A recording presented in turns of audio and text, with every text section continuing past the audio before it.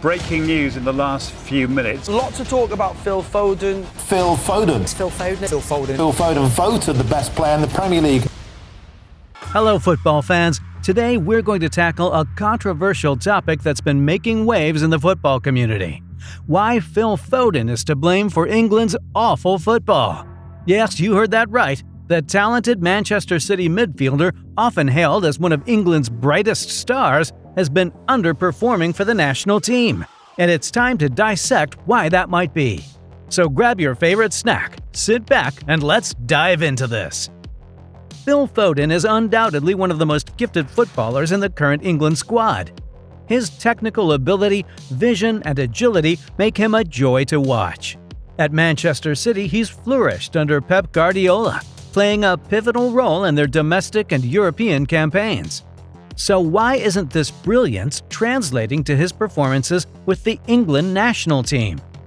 Phil Foden's performances for Manchester City have set a high bar for his abilities. At City, he often plays at the heart of the action, dictating play and creating numerous chances. His technical skills, vision, and agility are on full display, making him a key player for the team. However, when he puts on the England shirt, the story changes. Foden's performances for the national team have been inconsistent, leaving fans and analysts disappointed. The expectations for Foden to replicate his club form at the international level are sky high, but the reality has been underwhelming. To understand why this is happening, we need to look at several factors. A significant issue affecting Foden's performances for England is his positioning on the field. At Manchester City, Foden often plays in a central role or as an attacking midfielder. In these positions, he has more freedom to influence the game directly, using his creativity and vision to make plays and score goals. However, for England, he is frequently deployed on the wings. This positional shift limits his natural game, as playing out wide requires different skills and responsibilities. On the wing, Foden has less space to maneuver, fewer opportunities to dictate play, and he often finds himself isolated from the central action. This makes it difficult for him to have the same impact as he does when playing in a more central role at City. Another major factor is Gareth Southgate's tactical approach. Southgate's England often prioritizes defensive solidity and a more conservative style of play. This is in stark contrast to the expansive, possession-based system employed by Pep Guardiola at Manchester City. Under Guardiola, City plays a fluid attacking style of football that allows creative players like Foden to express themselves freely and take risks. In this environment, Foden thrives, showcasing his technical abilities and flair. However, the conservative setup of England's national team can stifle his creativity. The rigid structure and defensive focus mean Foden has fewer chances to take on defenders, make intricate passes, or create scoring opportunities. Instead, he is often required to track back, cover defensively, and stick to a more disciplined role, which doesn't play to his strengths. Confidence is crucial for any footballer's performance, and Phil Foden is no exception. When a player is not playing in their preferred position or style, it can affect their confidence negatively. For Foden, who thrives in a central or attacking midfield role at Manchester City, being deployed on the wings for England can be unsettling. His body language on the pitch sometimes reflects this discomfort, showing signs of hesitation or uncertainty in his movements. This lack of confidence can manifest in underwhelming performances, where Foden may hesitate to take risks or assert himself as he would in a more familiar role. As a result, he might miss opportunities to influence the game positively, which further impacts his confidence. Jude Bellingham's emergence as a standout performer for England has inadvertently increased the pressure on Phil Foden. Bellingham's dynamic displays in midfield have quickly made him a fan favorite and a key player in Gareth Southgate's plans. Comparisons between the two players are natural but challenging. They occupy different roles on the pitch. Bellingham is a box-to-box midfielder known for his energy and physicality, while Foden is a creative playmaker who excels in orchestrating attacks. Expecting Foden to match Bellingham's impact in a different tactical setup is unfair. It adds to the pressure on Foden to perform whenever he gets a chance, which can further affect his confidence and performance. Cesc Fabregas highlighted a critical point in his analysis.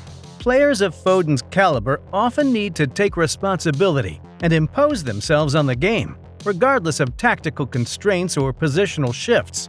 Foden has shown flashes of brilliance at Manchester City, where he displays initiative and creativity on the field. Translating this self-motivation to the international stage is crucial.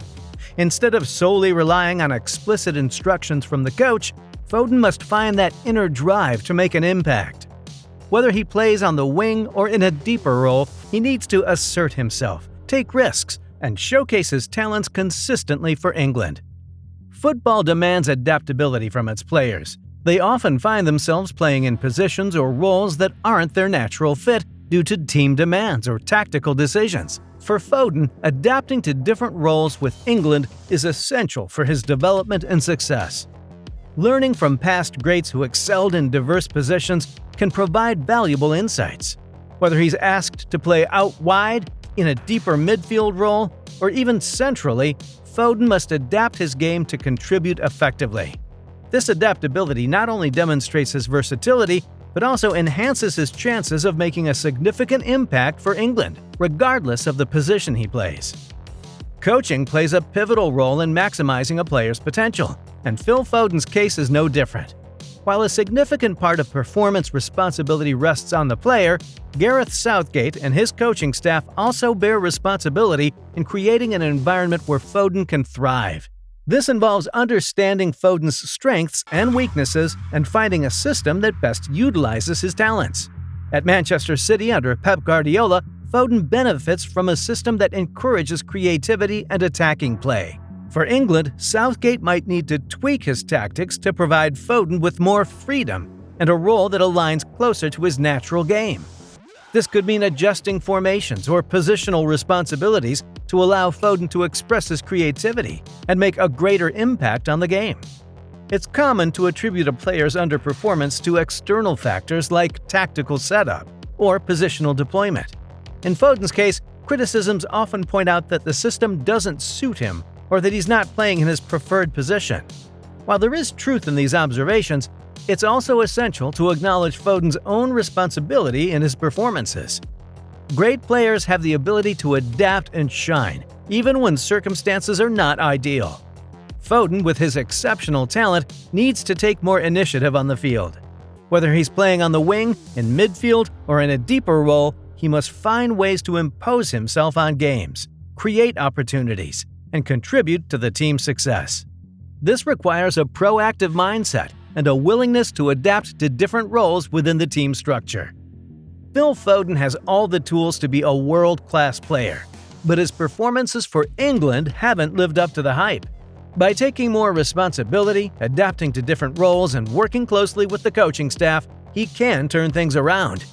England fans are eager to see the best of Foden, and with the right mindset and support, there's no reason why he can't become a key player for the national team. Let us know your thoughts in the comments below. Do you think Foden is to blame for England's struggles, or is it more of a systemic issue? Thanks for watching, and we'll see you in the next video.